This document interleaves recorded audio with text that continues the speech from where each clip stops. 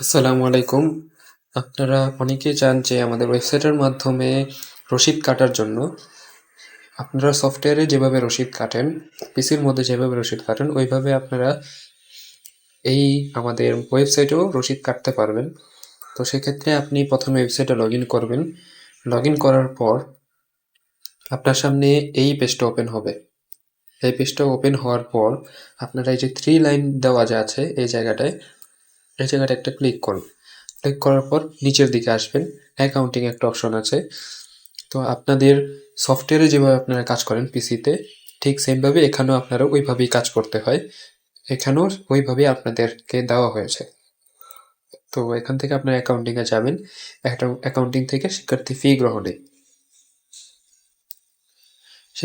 গ্রহণে ক্লিক করার পর আপনারা পেজটা কেটে দেবেন। বাইরে একটা জায়গায় ক্লিক করলেই পেজটা কেটে যাবে। এখন আপনারা এই ফিল্টার অপশন থেকে শিক্ষার্থীকে নিয়ে আসবেন। এখানে ক্লিক করে শিক্ষাবর্ষ দেওয়াই থাকবে এখানে, অথবা আপনার চাইলে নির্বাচন করেও নিতে পারেন ক্লিক করে। এর পরবর্তীটা হইতেছে আপনাদের ক্লাস নির্বাচন করতে পারেন আপনারা এখান থেকে।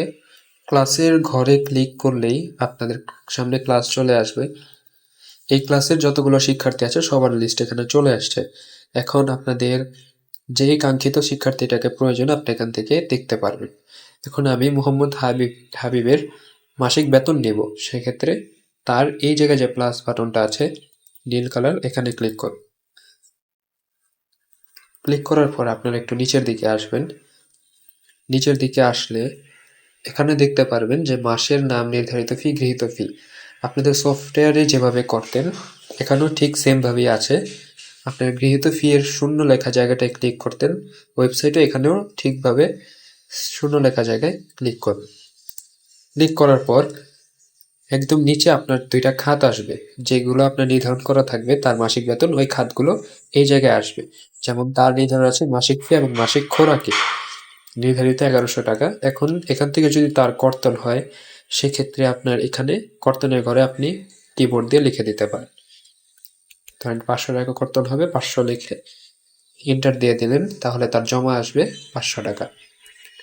এখন এখান থেকেও যদি ধরেন তার 500 টাকা কর্তন হয়, 500 লিখে এন্টার দিয়ে দেবেন, 500 টাকা কর্তন হয়ে গেছে, 2000 টাকা জমা হবে। এখন যদি তার 2000-এর মধ্যে সে এখন 1500 টাকা দিবে এবং বাকি টাকাটা সে পাওনা দেখাবে, তো সেক্ষেত্রে আপনি 1500 এখানে লিখে এন্টার দিয়ে চলে যাবেন। দেখবেন যে এখানে বকেয়া আর 500 টাকা থাকবে তার। সবকিছু ঠিকঠাক হয়ে গেলে আপনি এখানে সেভ বাটনে ক্লিক করবেন। তারপর আপনি উপরের দিকে যাবেন। তো আপনার এখান থেকে অ্যাকাউন্টের ধরন নির্বাচন করবেন সফটওয়্যারের মতোই, ক্যাশ। তারপর হচ্ছে অ্যাকাউন্টের ধরন, আপনাদের যারা অ্যাকাউন্টে থাকবে তাদের নামগুলো এখানে শো করবে। এখন যে টাকা নিতেছে সে তার নামটা এখান থেকে দিয়ে দেবে। দেওয়ার পর আপনারা এই যে সেভ বাটনে লেখা আছে এখানে ক্লিক করলেই বেতন রসিদটা কাটা হয়ে যাবে। যে লোড হয়েছে, কাটা হয়ে গেছে। এখন আপনারা একদম সম্পূর্ণ নিচে আসলে দেখতে পারবেন রসিদটা, মোহাম্মদ হাবিবের রসিদটা কাটা হয়েছে। আপনারা এই প্রিন্টে ক্লিক করলেই, প্রিন্টার যে আইকনটা আছে এখানে ক্লিক করলে আপনাদের সামনে একটা রসিদ তৈরি হবে। আপনাদের যেই ডিফল্ট পিডিএফ ওপেনার আছে, যেটা ধরেন ব্রাউজার হতে পারে অথবা আপনাদের মোবাইলে ডিফল্ট হতে পারে, সেই ডিফল্টে আপনাদের ওপেন হবে। তো কিছু সমস্যার কারণে এখন পিডিএফটা এখানে ওপেন হচ্ছে না। এটা ওয়েবসাইট ভিত্তিক কোনো সমস্যা নয়, এটা হচ্ছে যে মোবাইলে অনেক সময় পিডিএফ ওপেন হয় না। তো আপনারা সেটিংসটা চেঞ্জ করে দেবেন, পিডিএফটা যেন আপনাদের ব্রাউজারে ওপেন হয়। সেক্ষেত্রে আপনাদের পিডিএফটা তখন ব্রাউজারে ওপেন হবে। ব্রাউজার ওপেন হলে এখানে আপনাদের পিডিএফটা দেখাবে।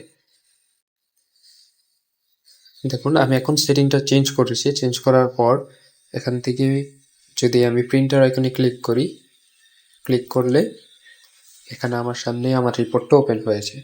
এই যে রিপোর্টটা দেখতে পাচ্ছেন, এটা A4 সাইজের রিপোর্ট থাকবে। এখন আপনি এখান থেকে চাইলে পিডিএফটা সেভ করেও রাখতে পারেন, পরবর্তীতে আপনি কম্পিউটারে নিয়ে প্রিন্ট দিতে পারেন, অথবা আপনার যেই প্রিন্টার আছে ভিও অল প্রিন্টার, এটা আপনার ব্লুটুথের মাধ্যমে মোবাইলের সাথে কানেক্ট থাকে।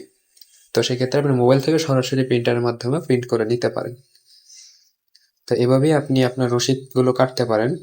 আর এটা আপনি